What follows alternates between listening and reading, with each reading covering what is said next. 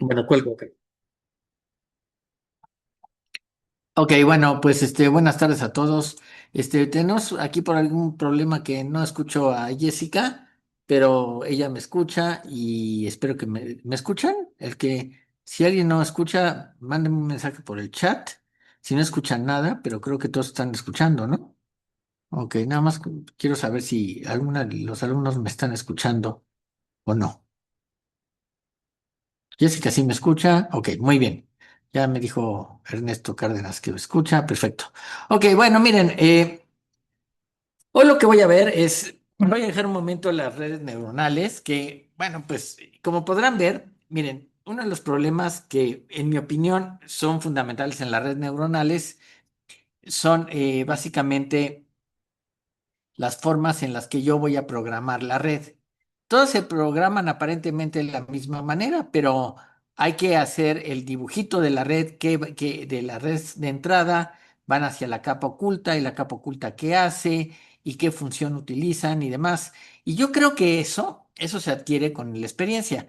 Voy a poner el ejemplo del cálculo, ¿no? Si ustedes estudian cálculo diferencial integral, cuando tienen que aprender a integrar particularmente. La derivada es casi muy mecánico en muchos sentidos, pero porque hay ciertas reglas muy claras. Pero en la integración, en las integrales, pues hay diferentes métodos para integrar por partes, por cambio de variable, en fin, hay un montón de esquemas para poder hacer algunas integrales que son más fáciles que otras. A veces el cambio de variable es e a la x, que siempre me ha parecido un misterio por qué con ese número se hace todo fácil, pero bueno, al final de cuentas se aprende haciendo integrales, o sea, trabajando y haciendo estos ejercicios. Entonces, igual yo creo que con las redes neuronales hay que hacer una buena cantidad de ejercicios y probar algunas redes muy pequeñas primero e ir creciéndolas para ir viendo, ¿no? Así que sugiero que en un momento dado, si van a hacer algo con redes neuronales, tiene que empezar a tener práctica, ¿no? Entonces, sería interesante. Voy a buscar, hay muchos libros de redes neuronales, de diferentes, de las supervisadas, las no supervisadas, en fin, todo este asunto. Y lo que quiero es que en algún momento dado, eh, puedan trabajar con alguna de esas redes y ver qué pasa. Pero lo que me parece más interesante en este momento es explicarles un poquito, pasando a otro tema porque tenemos 15 días más o menos de clase, un poco menos quizás, cómo funcionan los Language Model, las LLM, que son como ChatGPT o Gemini o bien Cloud.ai. Son, son estos sistemas que aparentemente son inteligentes en muchos sentidos y nos hacen creer que lo que estamos haciendo es verdaderamente, o sea, parece que nos están enseñando, este, como si estuviésemos hablando con alguien. Eso me recuerda mucho a la prueba de Turing, ¿no? Donde de repente, Turing dijo, bueno, pues, si yo hablo a través de la computadora o a través de una terminal o una cosa así, hablo con un programa y yo pienso que es una persona, pues pasa la prueba de Turing y si pasa la prueba de Turing, pues tengo que decir que ese sistema es inteligente.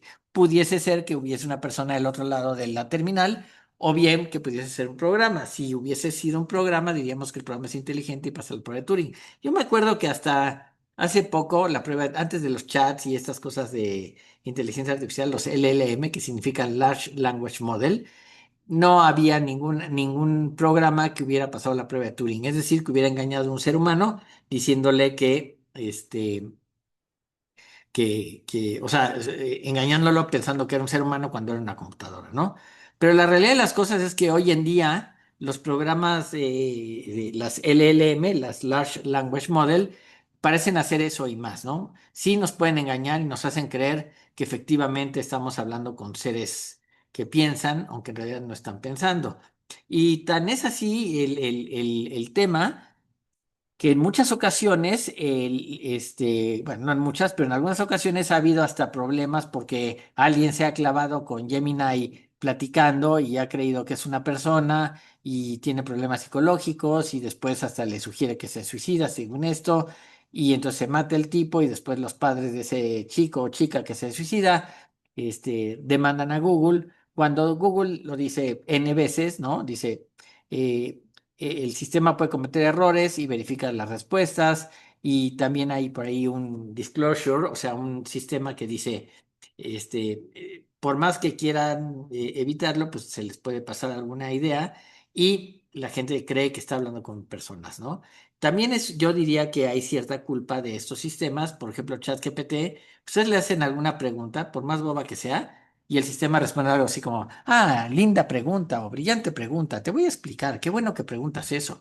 Y siempre te dan un poco por tu lado y te hacen creer que qué inteligente soy, cómo pregunto cosas brillantes, ¿no? En realidad, pues es una manera de empezar una plática como muy amigablemente, ¿no? Imagínense que están en una, no sé, dando una plática y de pronto pues sí llega la sesión de preguntas y respuestas y cuando alguien pregunta algo, pues en lugar de decirle lo que se dice normalmente, ¿no? Es repetir la pregunta, o sea, fulano, bueno, él me pregunta, quiere saber si bla, bla, bla. Pero en lugar de eso, imagínense que digo, muy buena pregunta del compañero, vamos a resolver lo que está diciendo, que es interesantísimo. Eso es mucho darle por su lado y es lo que hacen estos modelos de lenguaje. Pero ¿cómo funcionan estos grandes modelos de lenguaje? ¿No? La historia realmente no empieza con ChatGPT ni con Cloud.ai. Empieza mucho antes con una pregunta muy simple. ¿Puede una máquina entender el lenguaje? Bueno, déjenme decirles que uno de los programas más interesantes al respecto, en ese sentido, fue en los años 70 el programa Shuldu, que escribió Vinograd, un canadiense, no, un gringo que vivía en Stanford, me parece, creo que es en Stanford, bueno, donde sea, en una universidad gringa, que lo que hace es un sistema de pirámides, y ese sistema de pirámides, uno le decía, a ver, hay pirámides y cubos y qué sé yo, y bueno, el usuario le decía al sistema, a ver, dime por favor, ponme el cubo, la pirámide verde encima de del cubo amarillo, qué sé yo, ¿no? Miren, por ejemplo, les voy a poner un ejemplo de esto, les voy a compartir la pantalla para que vean de lo que estoy hablando. Y aquí le voy a decir share, eh, aquí está, ok. Aquí, no sé, creo que no se escucha, pero vean, este es el video original que se hizo en el año 70 de Shuldu. Shuldu era el nombre del programa y decía, aquí estaban las pirámides, qué sé yo, y entonces el programa lo que decía es, le podía uno preguntar en lenguaje natural, no en un lenguaje de computadora, en un lenguaje natural, ¿no? Eh, Uno podía preguntarle, pon la pirámide larga encima del cubo rectangular, qué sé yo. Supuestamente tenían colores, ¿no? Hay por ahí otro de estos, que es aquí, es otro ejemplo, pero este es el ejemplo de Vinograd, pero hecho en Java, muchos años después. Y lo que hacía básicamente también, pues tenía, ¿no? Entonces tenía una manita, un robot, y agarraba y decía, pon la pirámide roja encima del cubo verde, ¿no? Pon la pirámide verde encima del cubo azul o del cubo verde o del cubo blanco o lo que sea. Y entonces el sistema, uno le preguntaba, ¿qué hay en la caja? Pues está la pirámide verde y la azul. Aquí podían ver, pues estaba el azul porque la caja es semitransparente, ¿no? Y decía, toma la verde, pero decía the green one. Y entonces, y dice, ponla en el bloque azul. Ok, ponía entonces la pirámide sobre el bloque azul. Ok, y entonces esto que hizo Shuldu en su momento se hizo muy popular y se pensó en algún momento que este tipo de programas ya prácticamente podían resolver el problema del lenguaje natural, ¿no? No era un lenguaje sofisticado en el sentido, o sea, era el lenguaje con el que hablamos, no era el lenguaje específico como el de un lenguaje de programación, donde pues hay un nivel de abstracción para que la máquina entienda, ¿no? No, no, no, este era un lenguaje hablarle en inglés y, por ejemplo, uno le podía decir, eh, pon la pirámide verde encima del cubo azul y después le decía, quítala del cubo azul. y el programa te decía, quítala, ¿te refieres a la pirámide que acabo de poner? O sea, hasta te preguntaba para saber si estábamos hablando de lo mismo, ¿no? Y Shuldoo fue una tesis doctoral que tuvo mucho éxito, pero pasó algo que nunca se pudo extender a otros dominios, es decir, a otros esquemas, y se quedó un poquito en el aire todo ese asunto, ¿no? Los primeros sistemas de reconocimiento del habla tenían un montón de reglas escritas por lingüistas. Si la oración tenía un patrón, entonces algo significaba. Y funcionaba en lo que se llama dominios muy acotados, es decir, en este micromundo, por ejemplo, de pirámides, no en todo lo demás. Y lo que logró Shuldoo en los años 70 del siglo pasado es que incluso usando un lenguaje ambiguo, el sistema parecía entender, ¿no? Había hace muchos años, ustedes no creo que ni que hubieran nacido, que había alguien que, había unos anuncios en la tele que hablaban sobre que había que hablar bien español, ¿no? Y entonces, había en alguno de esos que decía, pásame el DS. ¿Cuál DS? El que está encima de la DESA, ¿no? Y entonces decía, no, habla bien español, qué sé yo, y promovían que uno hablara con más precisión. Pero bueno, el problema del lenguaje no es un problema trivial. Entre los años 1990 y 2000, ¿sí? Ya había más cómputo y los modelos empezaron a aprender las probabilidades del lenguaje. Miren, les voy a contar, por ejemplo, que a lo mejor yo creo que la mayoría de ustedes utiliza no su teléfono para hablar por teléfono, sino para mandar mensajes, ¿sí? Y tiene algunos de estos sistemas tienen un sistema predictivo. Es decir, si yo digo hola, a lo mejor me aparece ¿cómo estás? Para que yo nada más apriete no sé qué tecla y entonces me lo pega, no tengo que escribir ¿cómo estás? ¿Sí? Y entonces, por ejemplo, un sistema podría preguntarse, ¿el gato sé?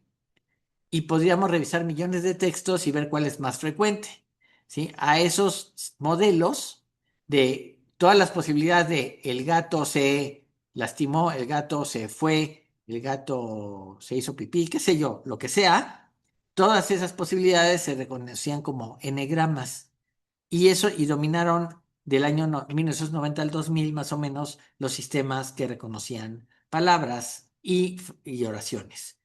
Pero en el 2013, fíjense todos los años que han pasado, en el 2013 Google publica una cosa que se llama Word2Vec, Word WBS como de vector. Por primera vez las palabras se representan como vectores numéricos en un espacio, por ejemplo, donde rey menos hombre más mujer es igual a reina. El significado entonces de esa ecuación pues es un significado matemático, ¿no? Entonces, Word2Vec de Google cambió en cierto sentido muchas de las ideas que se hacían de probabilidad en el lenguaje. Realmente ahí empieza un poquito el tema más serio de los modelos de lenguaje largo, los Large Language Model. En el 2017 hay un paper, un artículo que se llama Attention is All You Need de Google Brain, que introduce la arquitectura que hoy se usa en los sistemas de lenguajes de modelos de lenguaje grandes. La idea central es que en lugar de leer un texto de izquierda a derecha, el modelo puede atender a todas las palabras al mismo tiempo y aprender qué partes son relevantes para cada contexto.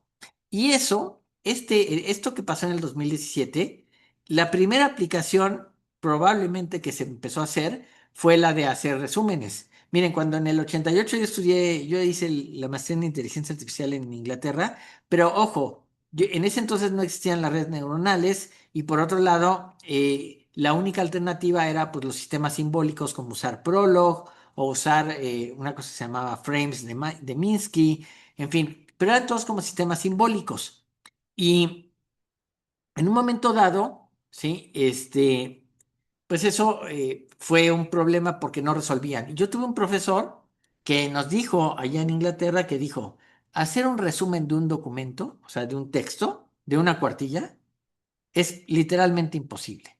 Porque para que puedas hacer eso necesitas tener el contexto, es decir, la nota es de fútbol, es nota roja, es de política, es de sociología, es de ciencia, es de entretenimiento, es de actores o qué sé yo, ¿no? Pero con este paper de Google Brain, Attention is All You Need, lo que hace es, en lugar de leer el texto, el modelo puede atender todas las palabras al mismo tiempo y trata de aprender qué partes son relevantes. Es decir, ahí es donde encuentra el contexto. Se dice fácil, pero tiene mucho trabajo atrás, ¿no? Habría que leerse el artículo original, lo voy a buscar. No sé qué tan complicado sea, pero ahí empieza mucho de lo que hoy conocemos, ¿no? Con ChatGPT y esas cosas, ¿no? Bueno, eso fue en 2017. En el 2018 al 2020, podríamos decir que hubo una era de preentrenamiento. GPT-1, ChatGPT-1, ChatGPT-2, BERT, son modelos que aprenden enormes cantidades de texto de Internet antes de ser ajustados para tareas específicas. Lo que cambia es que ya no entrenas desde cero para cada tarea, sino que partes de un modelo que ya sabe el lenguaje, que ya entiende ciertos contextos y que puede encontrar contextos en la medida que encuentra palabras similares o que tienen que ver con un contexto. Los seres humanos somos muy buenos para eso, ¿no?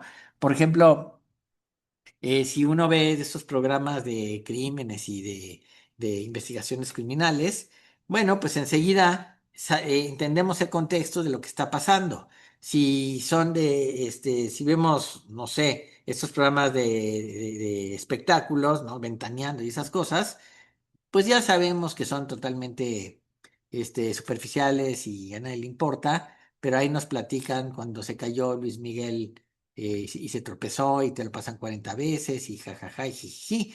Pero lo que sí es que el contexto lo entendemos muy rápidamente y podemos criticarlo, podemos aceptarlo, podemos hacer lo que queramos en ese sentido, ¿no?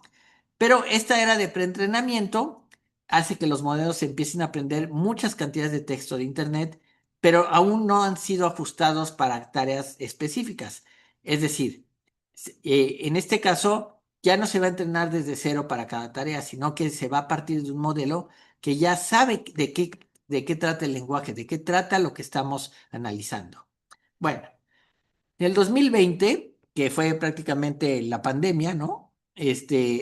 Lo que pasó es que GPT-3, que es ChatGPT, Palm, Llama, Claude, Gemini, etcétera, escalan estos modelos, es decir, usan más parámetros, tienen más datos, hay más cómputo y emergen capacidades que no fueron programadas explícitamente. Es decir, hay como algo de razonamiento, se puede escribir código, hay programas que escriben poesía, otros traducen, pero la realidad, según Claude.ai, nadie entiende del todo por qué. Yo diría que uno de los problemas no es que no entendemos del por qué se crean, emergen o nacen esas capacidades de los modelos que parece que ya entienden cosas, como pueden escribir código en algún lenguaje de programación o el razonamiento parece ser inteligente, ¿no? Esto se llama comportamientos que emergen o comportamientos emergentes. Y eso se dan en muchísimos fenómenos y la mayoría de las veces no sabemos por qué ocurren. Lo que sabemos es que ocurren. En el caso de estos programas, de estos modelos, lo que yo creo que es que no sabemos, pero no sabemos no porque haya magia. No sabemos porque son sistemas tan grandes que no tenemos una manera de debuguear literalmente estas nuevas redes de conocimiento que nos enseñan cosas, ¿no? Entonces, bueno, eh, en ese sentido, esa es la historia de los LL modernos. Pero ¿cómo funciona? Vamos a verlo paso a paso y van a ver que no hay magia atrás de esto, ¿no? Primero, ¿cómo funciona un Large Language Model de hoy día? Primero hace un paso que se llama tokenización. Si no saben lo que es tokenizar, los gringos usan token cuando una moneda, por ejemplo, para la ruleta o una ficha de ruleta le llaman un token, ¿no? Que tiene un valor determinado. En el caso de los LLMs, o sea, en los Large Language Model, el modelo no lee palabras, lee tokens, lee pedazos de texto que pueden ser una palabra completa, parte de una palabra o puede ser un signo de puntuación, ¿sí? Por ejemplo, ChatGPT, si yo digo ChatGPT es increíble, eso se convierte en una lista que tiene chat, G, PT, es increíble, ¿sí? Y cada token tiene un número de identificador, un identificador, ¿ok? Eso se hace con todos los textos que recibe ChatGPT. Es increíble porque si ustedes le dicen a ChatGPT, le mandan un documento, puede ser corto, no tiene que ser muy largo, y le piden, entonces el programa lo lee, dicen, ya acabé, ya lo leí, y le dices, a ver, hazme un resumen, enseguida te está haciendo el resumen, pero lee los tokens, los separa, ¿sí? Y los convierte en cuestiones numéricas, ¿no? A esos tokens les hace un proceso que se llama embedding. Embedding es insertarlos en algo, es decir, convierte esos tokens en vectores. Cada token, o sea, cada palabra o cada frase o cada pedazo de una frase se convierte en un vector que tiene cientos o miles de números. Estos números representan el significado del token en un espacio matemático multidimensional. Por ejemplo, tokens con significados similares quedan cerca en ese espacio. El modelo también agrega información posicional. No es lo mismo el perro muerde al hombre que el hombre muerde al perro, ¿sí?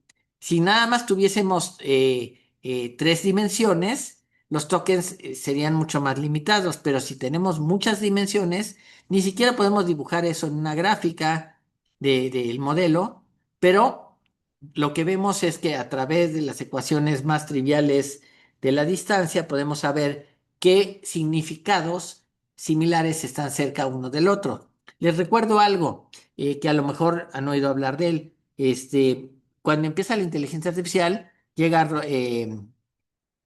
Weizenbaum con su programa ELISA, que supuestamente es un psiquiatra.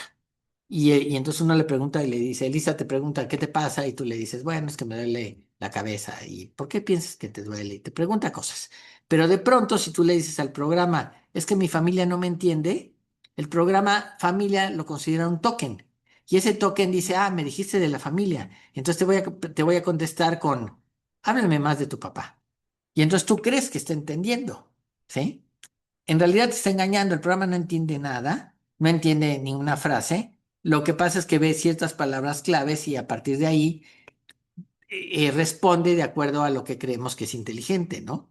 Y entonces que responde, por ejemplo, si le digo, no, no, no me quiere mi mamá, dice, ¿y por qué crees que tu familia te trata así? Y entonces, ay, sabe que mamá y familia tienen que ver, pero en realidad son tokens que están relacionados, que están cerca en este espacio. Y pongo un ejemplo muy simple porque Weizenbaum hizo un programa muy trivial que además era un engaño, era un fraude, no entendía nada, pero le hacía creer a la gente eso porque tenía una serie de palabras claves con las cuales parecía que se comunicaban. Eventualmente, si juegas un buen rato con el programa, te das cuenta que no lo sacas de esas tres, cuatro claves que tiene y te aburres y te fastidias y te vas, ¿no? Pero aquí hay mucha más información. Aparte de este significado similar, también se agrega información de la posición de las cosas. Como les digo, no es lo mismo el perro muerde al hombre que el hombre muerde al perro, ¿no? Este, hay muchas frases de ese estilo, ¿no? Bueno, ahora bien, ¿cuál es este mecanismo de atención? Y esta es la innovación central, el corazón del programa que transforma toda esta información a algo más valioso que nos puede representar información que después nos presenta en la pantalla, ¿no? Para cada token, el modelo se pregunta siempre, ¿cuáles otros tokens de esta secuencia son relevantes para entender este? Y funciona así para que nos demos una idea. Cada token, o sea, cada pedazo de de una frase, de una palabra misma, una fracción de la palabra, no tiene que ser toda, genera tres vectores. Un query que busco, una llave que ofrezco y un valor que información tengo. El modelo compara entonces esta consulta, el query, con cada token, con las llaves de todos los demás y calcula un peso de atención, es decir, calcula qué tan relevante es cada uno de ellos y produce un nuevo vector que mezcla los valores ponderados de esos pesos. Resultado que ocurre es que cuando se procesa, por ejemplo, la palabra ella en María, por ejemplo, María llegó tarde porque ella estaba cansada, procesar la palabra ella, el modelo puede atender fuertemente a María y saber a quién se refiere, porque el token le dice que ella está muy cerca de María. Y entonces se hace la consulta de cada token con las diferentes llaves, pues, es decir, qué valores tiene cada token y qué información le da cada token. Esto como resultado, entonces, repito, al procesar la palabra ella en la frase María llegó tarde porque ella estaba cansada, el modelo puede entender fuertemente que ella se trata de María y saber a quién se refiere. ¿Ok? Entonces, fíjense el trabajal que se han reventado con estos sistemas. Se dice fácil, pero la realidad de las cosas es que es una locura terrible hacer que esto funcione. Pero obviamente está funcionando y la razón de que funcione también es que es el gran negocio del siglo XXI. Es decir, sí, podemos usar ChatGPT y gratuito, qué sé yo, pero si queremos usar el verdadero poder, vamos a tener que pagar. Entonces, continúo. Bueno. Un sistema de este estilo, de un modelo de lenguaje grande, tiene docenas o cientos de capas de información. Cada capa, ¿sí? Refina la representación del texto. Acuérdense, las capas ocultas van cambiando cada vez que pasan de una capa a la otra y refinan la representación de lo que estoy tratando de estudiar. Y acá se refina la representación del texto. Las capas tempranas, las primeras capas, captan patrones superficiales, que puede ser la ortografía, la sintaxis, que por cierto es bastante leve, o sea, uno puede escribir mal un prompt, o sea, pedirle al chat GPT que diga, que pida que trabaje en algo y equivocarnos al escribir y sin embargo entiende la mayoría de las veces por el modelo en cómo está trazado. Las capas más profundas, entonces, ¿qué es lo que hacen? De las capas tempranas o de las primeras capas, se captan ciertos patrones superficiales, como son la ortografía, cómo está escrito, la sintaxis, y las capas más profundas captan conceptos más abstractos, que viene a ser la semántica, que significa qué dicen las frases, y eso es el equivalente al razonar, ¿sí?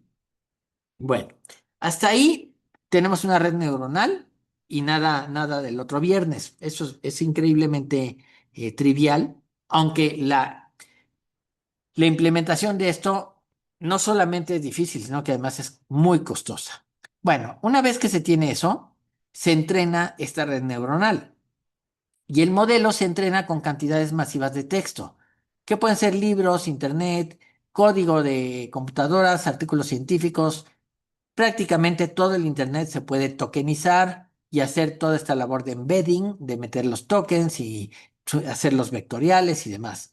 La tarea durante el entrenamiento es simple. Se da un texto y se predice el siguiente token. Si predice mal, se ajustan los millones o miles de millones de parámetros internos usando gradiente descendente. Y que ya habíamos hablado del gradiente descendente. El gradiente descendiente es cómo cambio los pesos para acercarme más al resultado que necesito. Después de tener suficientes ejemplos, el modelo ha aprendido implícitamente la gramática, hechos del mundo, lógica y mucho más. ¿Sí? Obviamente, las redes neuronales son no supervisadas y tienen que encontrar patrones. Entonces, pero fíjense, se da un texto, se predice el siguiente token. Eso lo hacen, su teléfono los hace y no requiere de inteligencia artificial. Cuando ustedes, como les digo, ponen hola, el programa puede poner, o sea, cuando están escribiendo un mensaje, les puede poner ¿cómo estás? Porque lo pones, ¿no? O pones buenas y te pone noches, o pones por y te pone favor, ¿no? Para decir por favor, porque es lo que se predice. Esa es la predicción que hace un sistema como ChatGPT. Bueno, ahora bien, un sistema LLM que solo predice el texto siguiente no es muy útil. Lo que es más útil es usar algo que se llama RLHF, que es Reinforcement Learning from Human Feedback. Eso significa que las redes se afinan con retroalimentación humana, que califica las respuestas del modelo, se entrena otro modelo para predecir esas calificaciones, que se llama modelo de recompensa. Y luego se usa esa señal para ajustar el modelo de las palabras para que produzca respuestas más útiles, verdaderas, seguras y que además nos haga entender que aparentemente el sistema está entendiendo lo que le estamos preguntando. ¿Sí? Bueno, entonces, un paso extra es la inferencia. Cuando se escribe una pregunta, el modelo ¿qué hace? Tokeniza la pregunta, la pasa por todas las capas de la red y en cada capa final produce una distribución de probabilidad sobre todos los tokens posibles, Elige uno, ¿sí? Que puede ser aleatorio, ¿sí? Lo añade al texto y repite el proceso, token por token hasta terminar. Por eso los LLMs generan texto de izquierda a derecha y no pueden corregirse a sí mismos retroactivamente. Cuando empiezan a escribir la respuesta, se van así como hilo de media, se van corriendo y no se detienen, ¿sí? Porque se hace token por token y no hay manera de corregir en el camino. Habría que volver a hacer la pregunta para reforzar en un momento dado si está correcto. En principio, nos va a entregar más o menos lo mismo, pero quizás se modifique un poquito y esa modificación a la larga pueda ser importante, ¿no? Bueno, pero ¿qué no entendemos de todo esto? Hay preguntas que se hace la gente y sobre todo la gente de cómputo, ¿no? La pregunta que a mí me parece más importante de todas es las capacidades emergentes. Ciertos modelos, cuando tienen cierto tamaño que ya es enorme, de pronto pueden hacer cosas que modelos más pequeños no podían. Por ejemplo, pueden razonar en pasos múltiples, ¿sí? O sea, no son automáticos, sino que de pronto razonan una parte y después siguen con la siguiente y demás. Pero nadie sabe exactamente cuándo ni por qué emergen estas capacidades.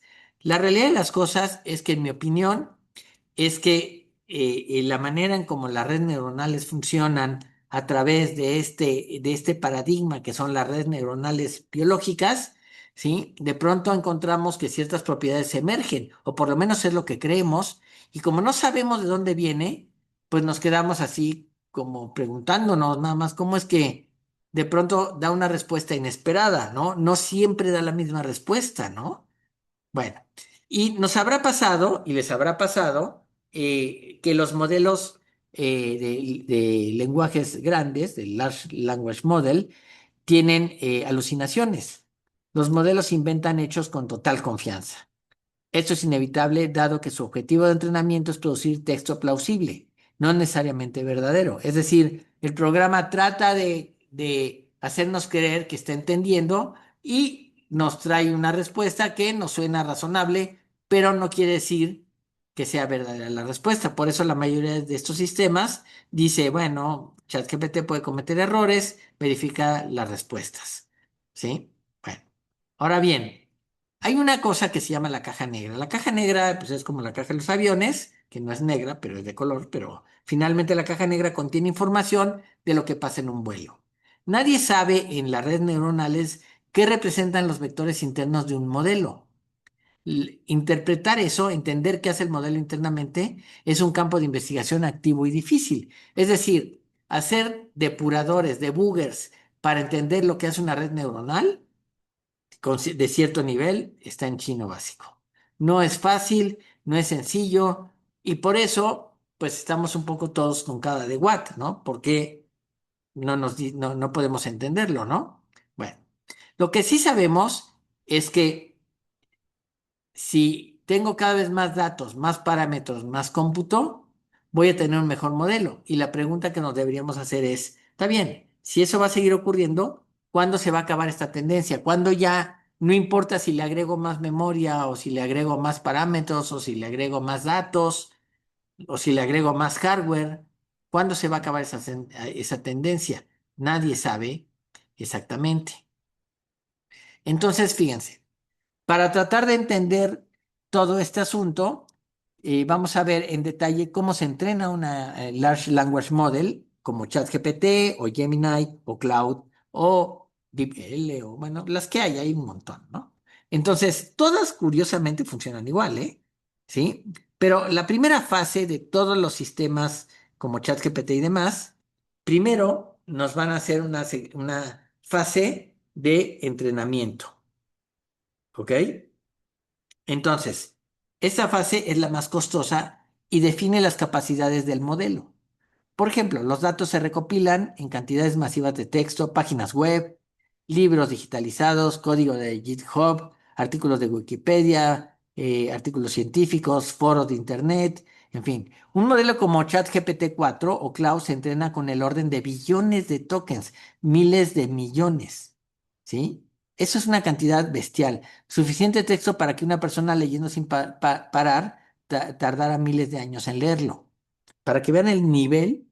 de información que ya se maneja. Todo esto es factible porque tenemos hoy en día Internet, que es un mundo de cosas, ¿no? Por eso funciona. Básicamente, eso es muy importante tenerlo presente, ¿ok? Bueno, el objetivo, como dijimos antes, es predecir el siguiente token. La tarea parece muy sencilla, pero no lo es. Si yo doy un texto como el gato se subió al, el modelo debe predecir que el siguiente token es probablemente techo, árbol, sofá, y seguramente no va a ser azul o corrió. Es decir, yo no digo el gato se subió al corrió o el gato se subió al azul. El gato se subió al techo o al árbol o al sofá. Formalmente, el modelo aprende a maximizar la probabilidad del token correcto dado el contexto. Eso se llama modelado del lenguaje causal o autorregresivo.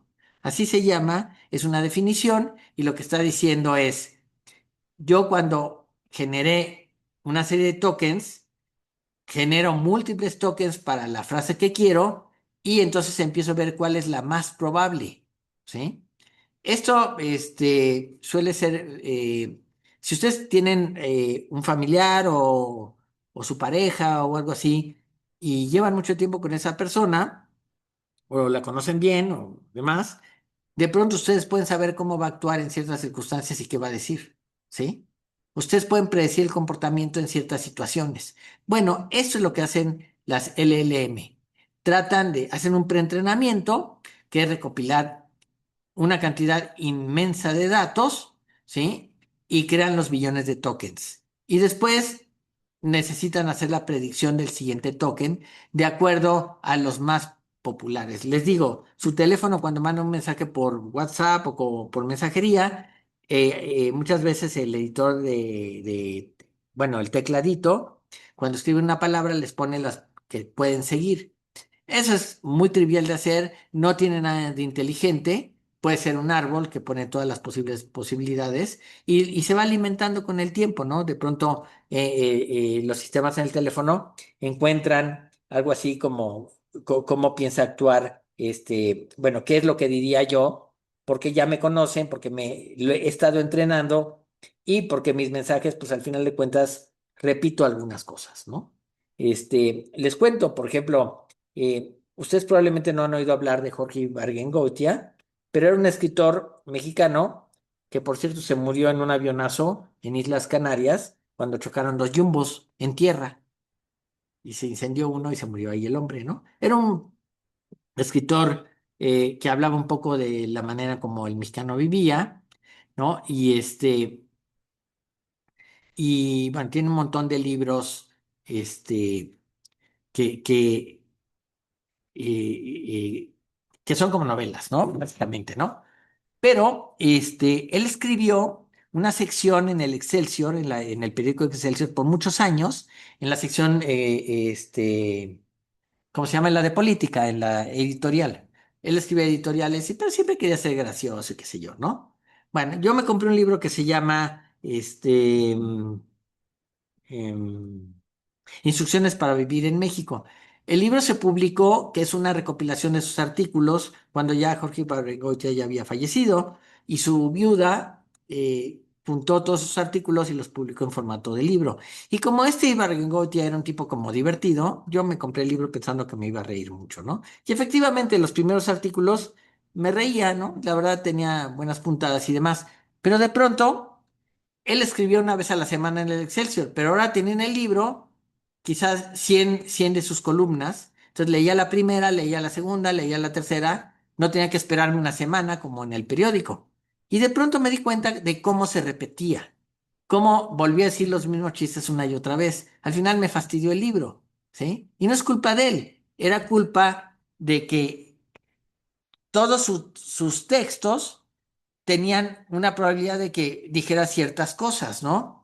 Alguno de ustedes a lo mejor escuchó a Germán Dehesa, que era otro escritor que también ya murió, y Germán Dehesa tiene una columna en el Reforma, pero era diaria su columna. Y yo la leía normalmente, yo leía el Reforma que llegaba a casa de mis padres hace muchos años, y leía la sección de este señor.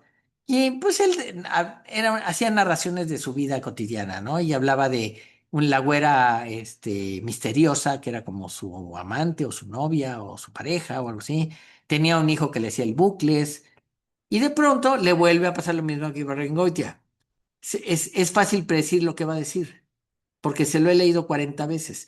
Eso es lo mismo que hacen estos sistemas cuando se preentrenan, ¿sí? El siguiente token pues lo usan a través de las matemáticas y a través de un modelo muy sofisticado, que es que utiliza muchas coordenadas, multicoordenadas, ¿no? Y les pone pesos y que ya hace un montón de circos. Pero al final de cuentas, los seres humanos podemos entender cuando alguien nos va a decir algo y si lo repite o no lo repite. Eso va a pasar, ¿sí? Entonces, hay que reconocer, por ejemplo, dicen los que hacen estos sistemas, dicen, bueno, si tú pones el gato se subió al, pues ¿a dónde se subió? ¿Sí? Al techo, al árbol, al sofá, ¿no? Este, si pongo, si yo pongo el gato se subió a la, tendría, quizás se subió a la cama, ¿no? O a la mesa, ¿no? Entonces, esas son las mejores probabilidades que puedo tener, ¿sí? Y entonces, aparentemente, pues, este modelado del lenguaje causa-efecto, causal, ¿sí? También se llama lenguaje autorregresivo, es decir, me empuja a entender que cuáles son, qué es lo más probable. Son sistemas probabilísticos. En ese sentido, los sistemas son muy buenos porque obviamente van entendiendo en cierto sentido, pero de forma estadística, ¿sí? Es algo así como, ustedes imagínense, salen de su casa en la mañana y de pronto pues sale el vecino y ustedes dicen buenos días al vecino porque es lo normal, ¿no? ¿Sí? Si se llevan bien con el vecino todavía, si no se llevan bien con el vecino, a lo mejor lo normal es ignorarlo, ¿no? No sé, ¿no? Bueno, este ciclo de entrenamiento de predecir el siguiente token se repite millones de veces. Se toma un fragmento del texto, del cuerpo del documento completo, y el modelo hace una predicción sobre el siguiente token. Se compara esa predicción contra lo que se dijo. ¿Sí? Por ejemplo, si puse el gato se subió y yo pongo que seguramente es árbol y resultó que es techo, la diferencia en el error se calcula con una función de pérdida llamada cross entropy loss. Así se llama. Pero es, ¿qué tanto me equivoqué? Lo toma en cuenta, se propaga ese error hacia atrás, se hace backtrack, se hace backpropagation para todas las capas del modelo y se calcula cuánto contribuye cada parámetro al error. Se corrigen esos parámetros, esos pesos y se vuelve a entrenar la red. Y esto se hace millones y millones de veces. Se ajustan los parámetros en la dirección que reduce el error, que eso se llama el gradiente descendiente, ¿sí? Y esos son el cambio de los pesos ligeramente y a través de lo que se llama la tasa de aprendizaje. La tasa de aprendizaje es el cambio de los pesos, pero muy poco a poquito. Nunca ponemos una tasa de aprendizaje de, no sé, de punto uno está bien, pero de 2 o de 3 o de 10 no, porque entonces me salgo muy rápidamente de rango. Entonces no voy a aprender nada. Tengo que irme moviendo y refinando y hacerlo cada vez más chiquito, ¿no? Bueno, ahora, la pregunta que les haría es, eh, ¿cuánto tendrá un modelo de lenguaje grande en parámetros? ¿Cuántos creen que pueda tener? ¿Quién me dice? ¿Quién? Así, bajita la mano. ¿Cuántos creen que son? Dígame alguien. Escríbamelo o dígamelo. 5 millones. Muy bien, 5 millones. Ok, ¿alguna otra idea? ¿Quién da más? ¿Quién da más? ¿Nadie más? ¿Nadie? 10 millones. Muy bien. Bueno, pues les voy a decir. Un modelo grande tiene entre 7.000 millones y más de 1 billón de parámetros, o sea, más de 1.000 millones de parámetros. Cada uno de estos números se ajusta en cada paso. El cómputo necesario para hacer eso, a pesar de que el cambiar los pesos es muy rapidito, se usan miles de GPUs o TPUs durante semanas o meses a un costo que puede superar los 100 millones de dólares para los modelos más grandes. Y la pregunta que nos hacemos es, pues, ¿quién paga eso? Pues lo pagan empresas que saben que este es el siguiente negocio millonario del siglo.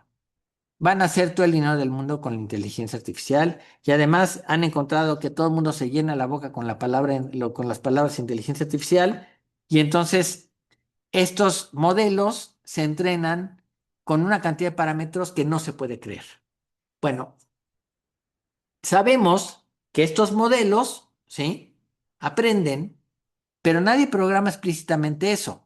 Pero para predecir bien el siguiente token, el modelo necesita aprender la gramática, la semántica, los hechos del mundo, la coherencia narrativa, la lógica básica, las convenciones de código y mucho más. Todo esto es una consecuencia de la tarea de predicción aplicada a suficiente texto. Es decir, probablemente la mayoría de estos modelos no tienen todo, no saben todo lo de la gramática, ni la semántica, ni los hechos del mundo y demás. Porque si fuese así, cuando yo escribo mal un prompt, una pregunta al sistema, me diría no te entiendo. Pero implícitamente entienden. Entonces van aprendiendo la gramática a través de tanta gente que les escribe preguntas. Cuando, a ver, ¿por qué un sistema de estos que cuesta tanto dinero echarlo a andar, por qué me da por qué me lo dan gratis? Porque de alguna manera, de nuevo, yo soy no, soy no soy el que recibe el beneficio. El beneficio es, estos sistemas van aprendiendo cada vez más cosas, ¿sí? Porque la gente los va alimentando. Ahí está todo el numerito, ¿sí? Bueno. Una vez que se ha hecho esta parte, se hace un ajuste fino supervisado que se llama Supervised Fine Tune o Tuning. Es un modelo preentrenado que sabe mucho del lenguaje, pero no está entrenado para ayudar. Si le preguntas algo, podría continuar tu pregunta como si fuera un texto de internet en lugar de responderte. En esta fase, los expertos humanos escriben ejemplos de conversaciones que tienen alta calidad, es decir, una pregunta y una respuesta ideal. El modelo se entrena sobre estos ejemplos con el mismo mecanismo que ya vimos, predecir el siguiente token. Pero ahora, el total son decenas o cientos de miles de conversaciones cuidadosamente elaboradas, ¿sí? Eso es una especie de análisis supervisado, ¿no? Se dan las condiciones a las respuestas más finas y correctas. Por eso, y se compara contra los resultados más probables. Entonces, es una red, en este caso, supervisada. Esto le enseña al modelo el formato de ser un asistente. Responde en lugar de continuar y sigue instrucciones, ¿sí? Estructura la información útilmente, sabe continuar y responder a más preguntas, ¿sí? Y bueno, después de eso tenemos otra fase que es RLHF, que es aprendizaje por refuerzo con feedback humano. ¿Qué es lo que ya habíamos hablado? Esa es la fase más sofisticada y la que hace la diferencia entre un modelo útil y uno excelente. Bueno, tenemos que SFT, que es el ajuste fino supervisado, enseña el formato, pero no distingue bien entre una respuesta buena y una excelente. Además, es difícil para un humano escribir la respuesta perfecta, pero mucho más fácil evaluar para saber cuál de las dos respuestas es mejor, la que yo di o la que da el sistema. Y lo que se hace es increíble, porque se construye un modelo de recompensas. Es decir, se generan varias respuestas al modelo para el mismo prompt y hay evaluadores humanos que las califican y dice, ah, esta respuesta es mejor que esta otra. Con estas puntuaciones se entrena un modelo separado. Eso se llama el modelo de recompensa, que aprende a predecir qué tan buena es una respuesta. Es una especie de jurado automático, ¿no? El modelo de recompensa va a tratar de darte siempre la mayor recompensa, pero esa recompensa se tiene que entrenar, no nace de la nada. Tenemos que tener evaluadores y eso es chamba que alguien hace. ¿Sí? Bueno, eh, después de eso es el primer paso, construir este modelo de recompensas, pero después viene un paso dos, que es optimizar con algo que llaman PPO, que es Proximal Policy Optimization, que es un algoritmo de aprendizaje por refuerzo. El sistema de lenguaje, o sea, el Large Language Model, genera respuestas. El modelo de recompensa las califica y esta calificación se usa como señal para ajustar al modelo hacia respuestas mejor puntuadas. Puede ocurrir que haya una penalización para evitar que el modelo se aleje demasiado del modelo de optimización original, ¿sí? El que estábamos hablando antes, que es que es el ajuste fino supervisado. para que no aprenda a engañar al modelo de recompensas con respuestas extrañas que reciban puntuaciones altas sin ser útiles, ¿no? Por eso, si el sistema dice barbaridades, pues el sistema no recibe la recompensa adecuada. Entonces, se inhibe esa respuesta, ¿ok? Bueno, ahora bien, también hay otras, en lugar de usar Proximal Policy Optimization, hay algo que se llama Direct Preference Optimization, DPO, que logra un resultado similar, pero sin necesitar el modelo de recompensa separado ni el Proximal Policy Optimization, lo que lo hace más estable y eficiente. Entonces, resumiendo, tenemos el ciclo completo es preentrenamiento, la fase uno es nuestro corpus de información, es decir, las páginas web, los libros, el código, los artículos, toda la información que podemos entender, tener en los chats, todo eso cuenta. Después hacemos esta evaluación de los tokens y predecimos el siguiente token y ajustamos los parámetros para ir ajustando las respuestas a las que son mejores. Ese es un modelo base. Este forward, este paso para predecir el siguiente token y las pérdidas y los errores encontrados se echan para atrás, se cambian los millones de pesos y se vuelve a intentar y se repite miles de millones de veces hasta que los pesos llegan a un mínimo o algo que ya nos parece que nos da la respuesta correcta. La fase 2 hace entonces un ajuste fino supervisado. Hace conversaciones escritas por humanos expertos y usa el mismo mecanismo. Aprende el formato de asistente usando el mismo mecanismo de tokens, pero con diferentes datos. Después de eso, viene el aprendizaje por refuerzo con feedback humano.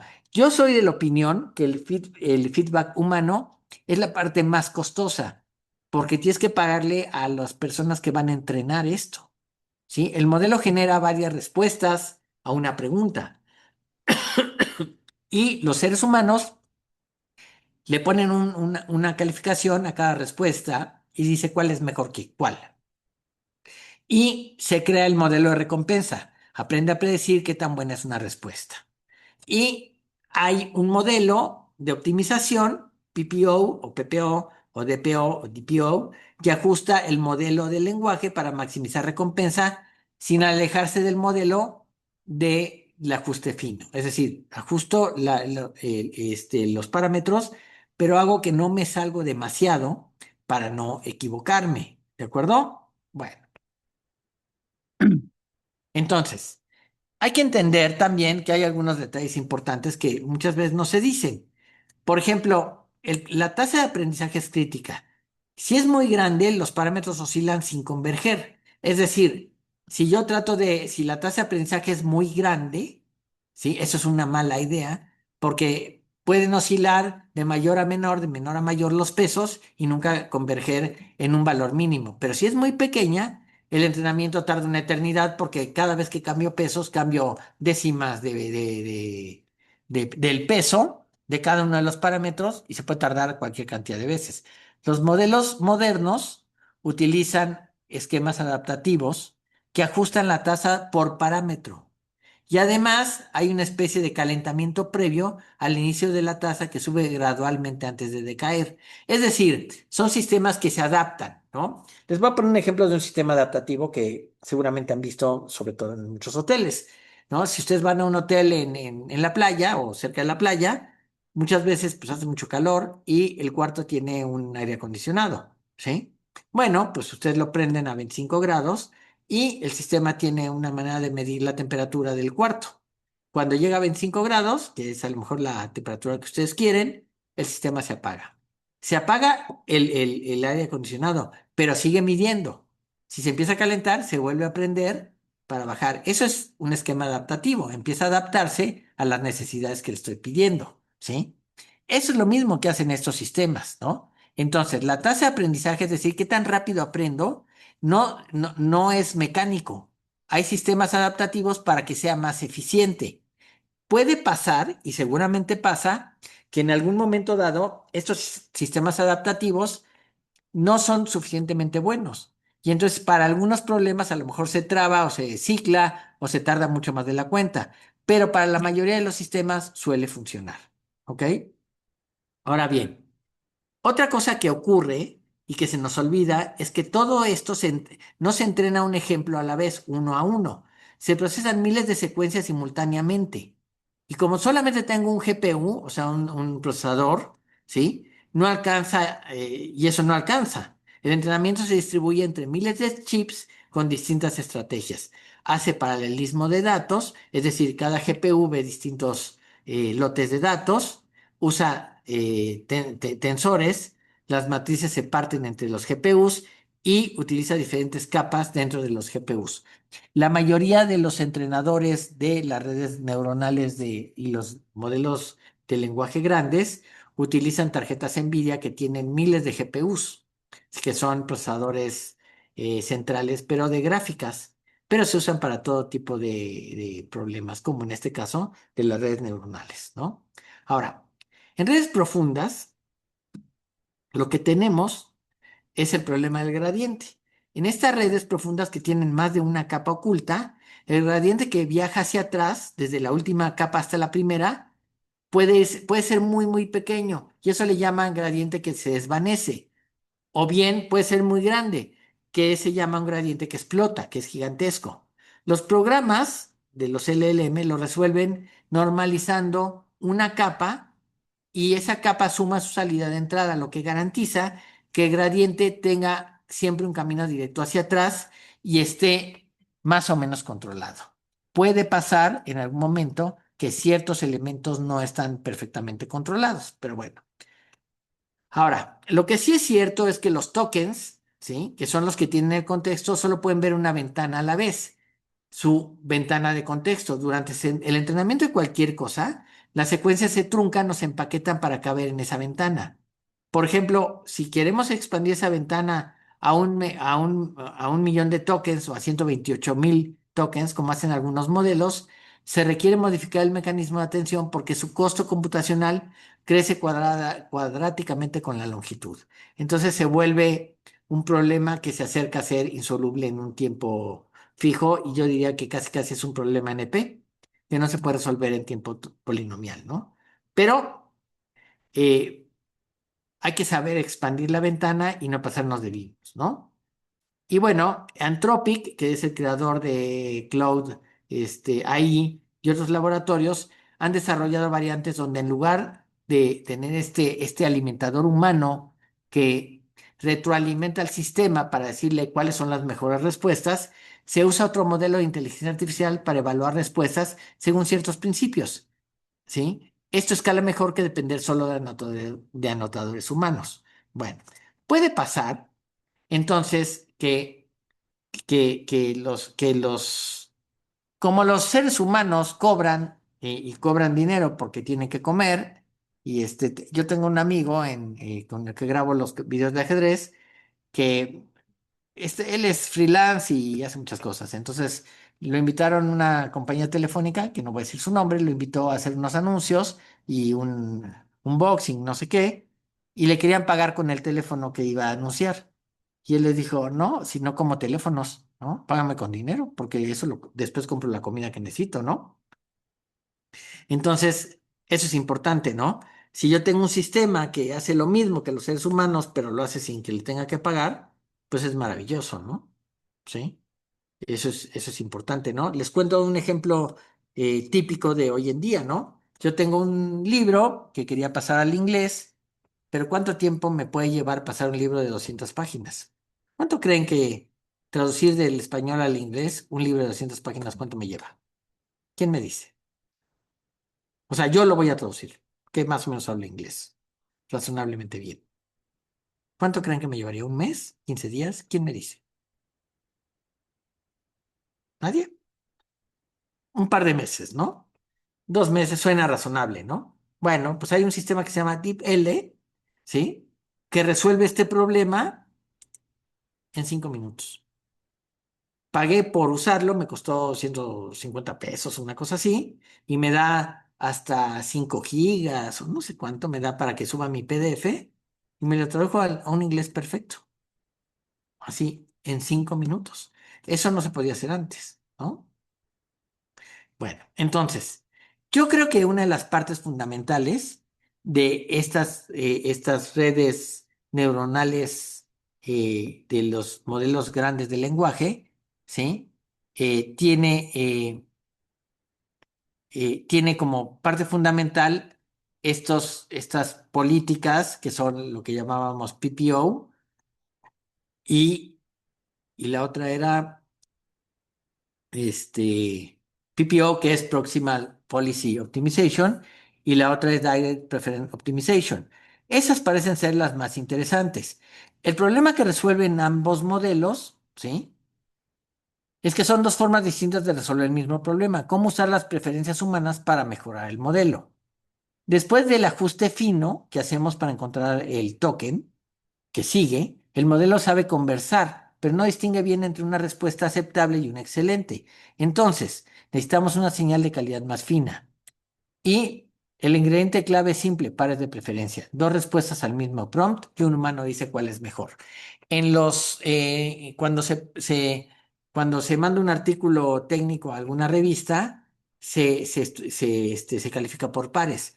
Hay dos fulanos que leen el artículo y cada uno pone su opinión al respecto y un humano será mejor que el otro, dirá mejores cosas del otro o podría pasar que los dos digan, no, el artículo es una porquería, o uno diga, como me pasó, ¿no? A mí me revisó un artículo técnico un inglés y un chino. Y el inglés dijo, para mí ya está bien.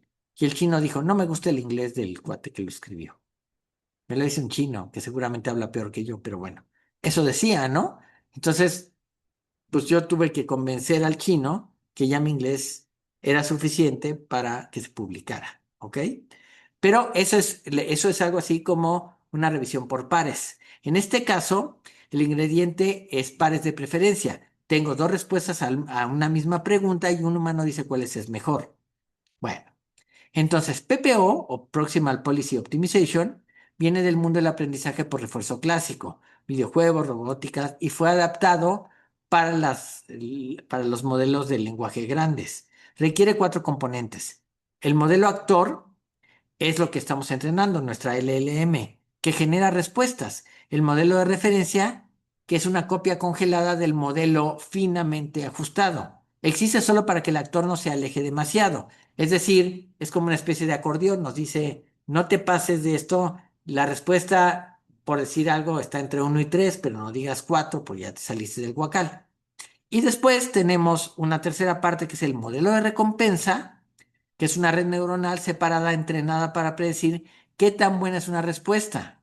Aprende de las calificaciones que dan los humanos.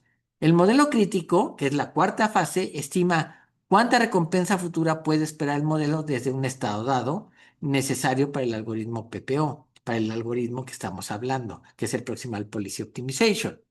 ¿Sí? Entonces, fíjense, el actor genera una respuesta, el modelo de recompensa le asigna una puntuación. El crítico estima el valor de esa puntuación, se calcula la ventaja, qué tan mejor o qué tan peor fue esta respuesta a lo esperado.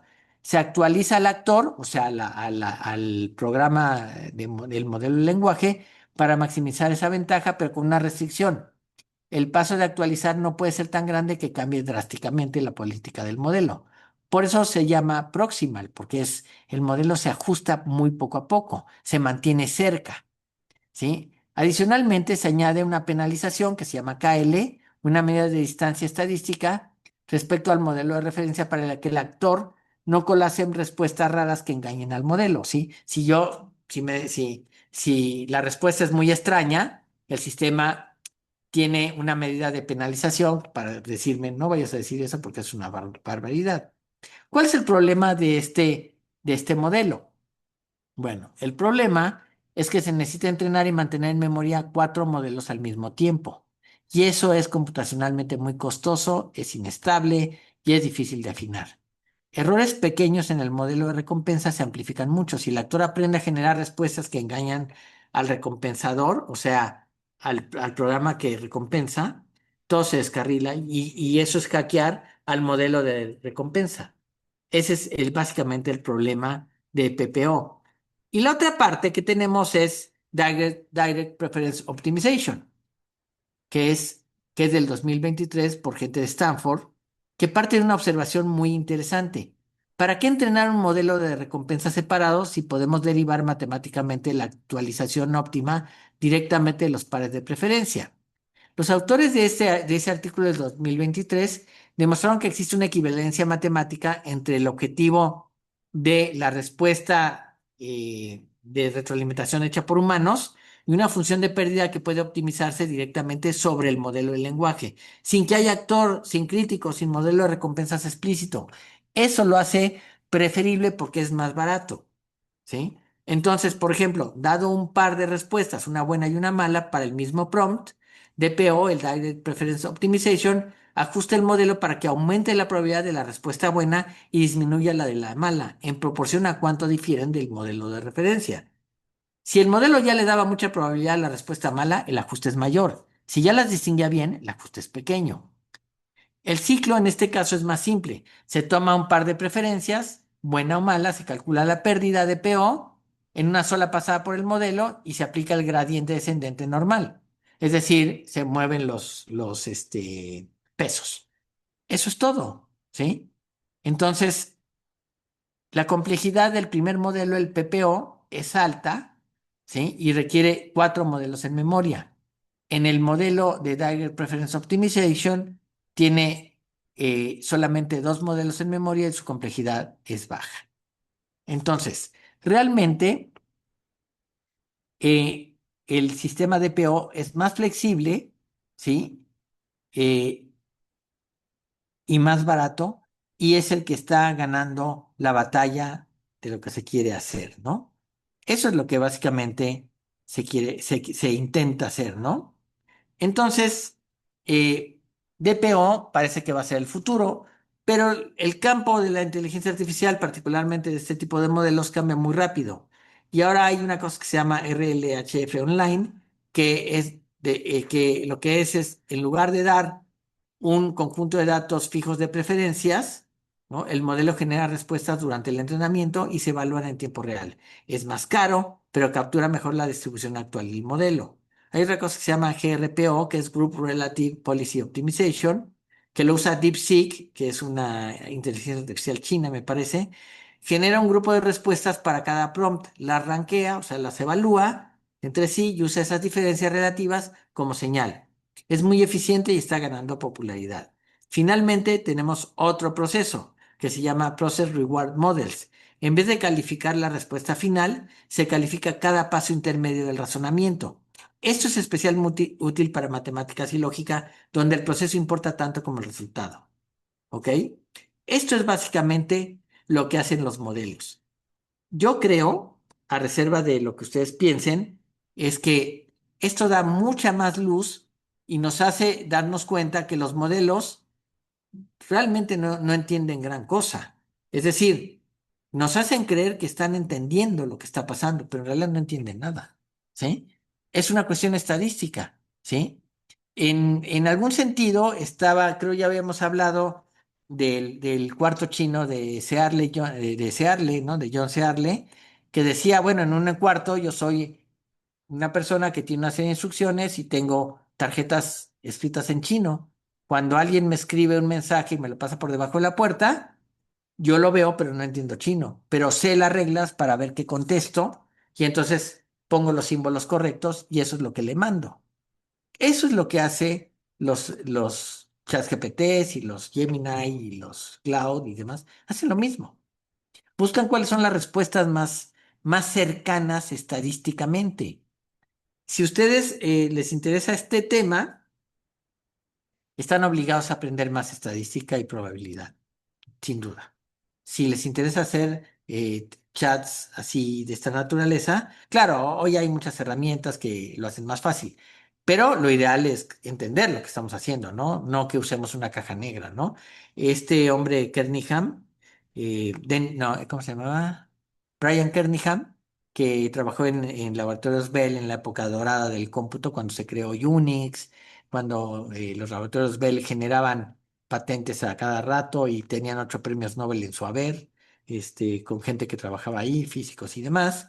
En ese entonces, pues bueno, era lo que había, ¿no? Pero hoy en día, decía Kernighan, que yo abro mi Python, cargo mi programa y se cargan 200 bibliotecas que hacen cosas. Y espero que todas funcionen, decía Kernighan, ¿no? Porque si una falla, no sé dónde falla ni no sé por qué falla.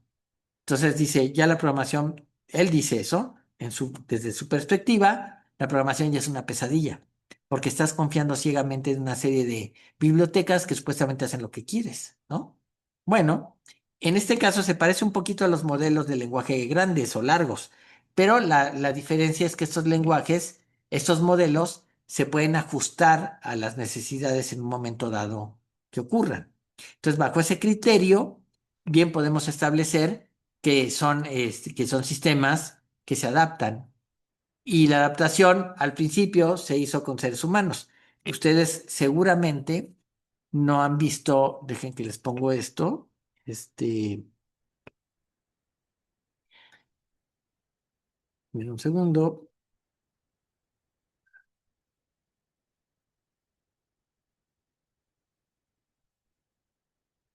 Ok. Bueno, les voy a mostrar, este, ver imagen. A ver, les voy a compartir la imagen que tengo acá. Esta imagen que están viendo acá, ¿sí? Eh, son es una memoria de núcleos de ferrita. Estos son cables y se sabe que a través de un cable, si yo le echo energía eléctrica, se genera un campo magnético inducido alrededor del cable, que gira alrededor del cable. Y si pongo estos núcleos de ferrita, unos se hacen para un lado y otros se hacen para el otro, haciendo ceros y unos. Bueno, las primeras memorias eran de núcleos de ferrita, porque los transistores todavía no se inventaban y se tenían que tejer literalmente, se tejían a mano. O sea, eran seres humanos que hacían las memorias, ¿no? Entonces, pues igual pasa con los lenguajes, con los modelos de lenguaje. Al principio, los modelos de lenguaje han usado seres humanos para calificar las respuestas, pero se busca evitar eso para no tenerles que pagar. Finalmente es un argumento económico, ¿no? No usemos a los seres humanos para que nos resuelvan porque tenemos que pagarles, ¿no? Y no queremos eso, ¿no? Bueno, ¿dudas? ¿Todo bien?